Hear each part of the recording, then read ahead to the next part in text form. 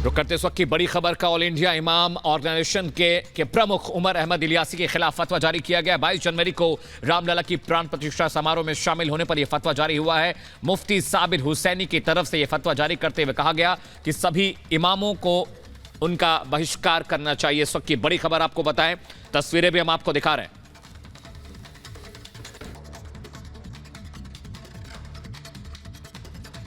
अयोध्या में हुए भगवान राम के प्राण प्रतिष्ठा कार्यक्रम में चीफ इमाम भी शामिल हुए थे। उनको भी आमंत्रण पत्र मिला था और हमारे साथ चीफ इमाम भी हैं बैठे हुए, उनसे भी हम जानेंगे क्या इनका अनुभव हुआ। लेकिन आपको बता दें कि उस दौरान जब वो प्राण प्रतिष्ठा कार्यक्रम में शामिल हुए तो उनके खिलाफ अब फतवा भी जारी कर दिया है।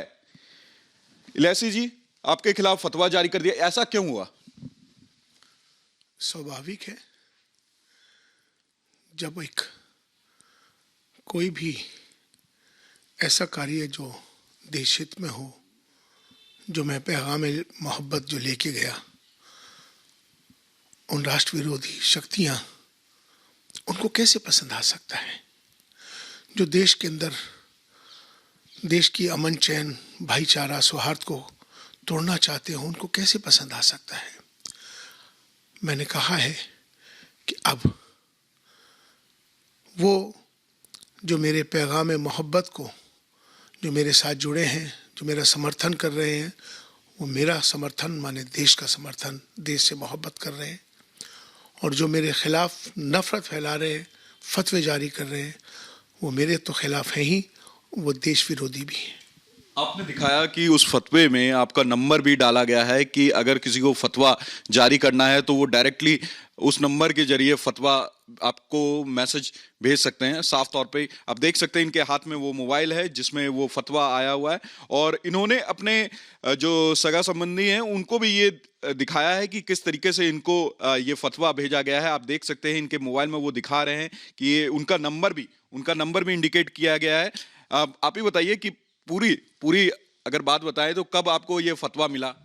ये फतवा कल मिला है मुझे, व्हाट्सएप के माध्यम से मुझे किसी ने भेजा है। और तमाम पूरे देश भर से मैं जब से प्राण प्रतिष्ठा कार्यक्रम से जब से लौटा हूँ, जब से ये लोगों में सोशल मीडिया पर और तमाम सारे चैनल्स पर ये बात वाज़ेह हो गई कि मेरी उपस्थिति वहाँ दर्ज हुई है, उसको लेकर देश भर के और विदेशों से तमाम सोशल मीडिया पर और तमाम व्हाट्सएप ग्रुप्स पर मेरे ख़िलाफ़ बहुत सारे नफ़रत अंगेज़ चीज़ें चलाई जा रही हैं। मेरे टेलीफोन, मेरे मोबाइल पर जिस दिन से आया हूँ आज तक बहुत ज़्यादा मुझे धमकियाँ और मुझे जिस तरह से मुझे बहुत अब्द शब्द जो नहीं कहना चाहिए उस तरह से कह रहे हैं। बुनियादी बात यह है कि उनका कहना है कि अब आपको माफ़ी मांगनी चाहिए मुसलमानों से।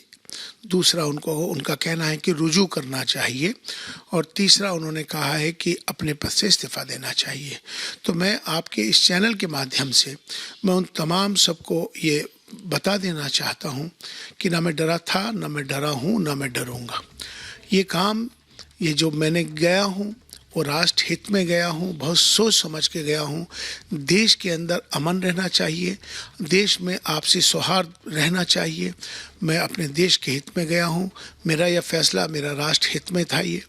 और अगर उनको ये पसंद नहीं आ रहा तो ये फैसला उनका है, जो वो सोचते हैं। जो मैंने किया ये फैसला मेरा था।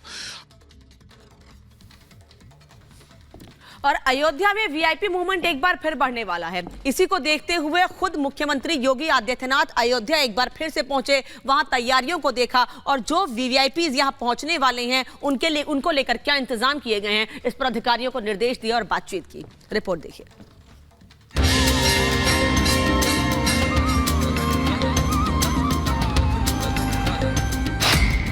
मर्यादा पुरुषोत्तम श्री राम की प्राण प्रतिष्ठा हो गई।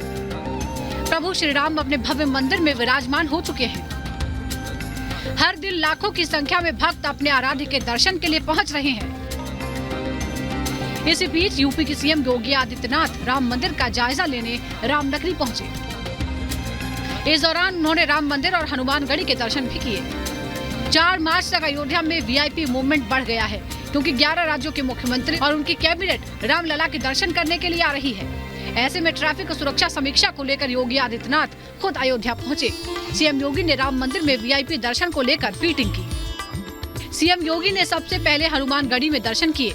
इसके बाद राम जन्मभूमि में रामलला के दर्शन किए और वहां की व्यवस्थाओं का जायजा लिया। इस दौरान उन्होंने महंत राजू दास से मुलाकात भी की। जानकारी के मुताबिक हर रोज करीब 2 लाख श्रद्धालु रामलला के दर्शन करने पहुंच रहे हैं। उनकी सुरक्षा और ट्रैफिक व्यवस्थाओं को लेकर नए सिरे से ब्लूप्रिंट तैयार किया जा रहा है। आंकड़ों के मुताबिक प्राण प्रतिष्ठा के बाद से 6 दिन में 15 लाख से ज्यादा राम भक्त रामलला के दर्शन कर चुके हैं। हर रोज करीब 2 लाख श्रद्धालु राम मंदिर पहुंच रहे हैं। 23 जनवरी को सबसे ज्यादा 5 लाख राम भक्तों ने दर्शन किए थे। यही वजह है कि यूपी के सीएम योगी आदित्यनाथ के लिए दोहरी चुनौती खड़ी हो गई है, क्योंकि एक तरफ रामलला के दर्शन करने के लिए लगातार श्रद्धालुओं की संख्या में इजाफा हो रहा है। अनुमान लगाया जा रहा है कि जैसे जैसे ठंड कम होगी, भक्तों की संख्या और तेजी से बढ़ेगी। वहीं दूसरी तरफ 4 मार्च तक वीआईपी मूवमेंट भी बढ़ गया है। अयोध्या में 4 मार्च तक 11 राज्यों के मुख्यमंत्री अपने कैबिनेट के साथ दर्शन करने के लिए पहुँच रहे हैं। यही वजह है कि योगी आदित्यनाथ एक्शन मोड में हैं। Bureau report, Republic Bharat. रुक करते इस वक्त की बड़ी खबर का, सोरेन के घर के अंदर पहुंची है दिल्ली पुलिस। घर के अंदर सोरेन के ड्राइवर से पूछताछ चल रही है। ये देखिए बंगला नंबर 5/1 जहां पर दिल्ली पुलिस की टीम पहुंची है। सोरेन के घर के अंदर दाखिल हुई है पुलिस और वहां पर जो ड्राइवर है सोरेन का, उससे पूछताछ हो रही है। इस वक्त की बड़ी खबर बताएं, ईडी लगातार समन पे समन दे रही थी और अगला जब समन जारी हुआ उसके बाद ईडी की टीम उनके दिल्ली वाले आवास पर पहुंची थी, लेकिन वहां पर वो मिले नहीं हैं। सूत्र ये बता रहे हैं कपिल सिब्बल, अभिषेक मनु सिंघवी से उनकी मुलाकात भी हुई थी कल। सूत्रों के हवाले से बड़ी खबर है और तस्वीरें हम उनके बंगले की दिखा रहे हैं जहां पर टीम पहुंची थी। और लोमस लगातार इस बड़ी खबर को ट्रैक कर। लोमस, बड़ी खबर आ रही है कि दिल्ली वाले आवास पर दिल्ली पुलिस पहुंची और ड्राइवर से पूछताछ ईडी की टीम। बिल्कुल, ये पूछताछ आपको बता दें कि सुबह से ही चल रही है। 10 बजे के करीब जो हेमंत सोरेन के ड्राइवर हैं उनको ईडी की टीम यहां पे लेकर के पहुंचती है। हालांकि हेमंत सोरेन के अभी तक ये नहीं मालूम चलता कि हेमंत सोरेन है कहां, और लगातार ही जो ड्राइवर है उनसे लगातार उनके द्वारा पूछताछ की जाती है। और साफ तौर पे कुछ देर पहले जो ईडी के दूसरे अधिकारी है वो भी इस आवास के अंदर पहुंचते हैं। अब देखने वाली बात होगी, क्योंकि ये पूछताछ लगभग 4 घंटे से ज़्यादा हो चली है और ये पूछताछ लगातार जारी है। और क्योंकि ये पूरा बहुत बड़ा स्कैम है और स्कैम को लेकर के लगातार जो ईडी की टीम है वो पहले भी हेमंत सोरेन से उनके द्वारा पूछताछ की गई थी। हालांकि हेमंत सोरेन की अभी तक जानकारी कोई भी ईडी के पास नहीं पहुंच पाई है, लेकिन ईडी ये भी दावा कर रही है कि जो हेमंत सोरेन के ऑफिस से उनको एक मेल आया है। मेल में ये कहा गया है कि हेमंत सोरेन खुद 31 तारीख को उनके सामने प्रस्तुत होंगे। और देखने वाली बात होगी, क्योंकि लगातार ये जांच जारी है। स्कैम बहुत बड़ा ये घोटाला है, जमीन का घोटाला है। लगातार ही जो ईडी के अधिकारी हैं इस पूरे मामले को लेकर के जांच करते हुए नजर आ रहे हैं। और देखने वाली बात होगी, क्योंकि ड्राइवर अंदर मौजूद है और कौन कौन से लोग अंदर मौजूद है जिनसे लगातार ईडी के जो अधिकारी उनके द्वारा पूछताछ की जा रही है। अब देखने वाली बात होगी कि क्योंकि लगभग 4 घंटे से ज्यादा हो चला है। और लगातार मैं अपने विजय को बोलूंगा कि वो विजुअल दिखाएं, अंदर का विजुअल दिखाएं, क्योंकि अंदर पूछताछ वो चल रही है। और अभी कुछ अधिकारी अंदर गए थे जिनके हाथ में स्टाम्प था, और ये स्टाम्प इसलिए इस्तेमाल किया जाता है जब पूरी तरीके से अधिकारी बिल्कुल। लोमस, हम आपके पास लौटेंगे। बड़ी हैरानी की बात है कि एक राज्य के सीएम कहीं लापता है, कई घंटों से उनका कोई सुराग नहीं मिल पाया, पूछताछ लगातार जारी है। इस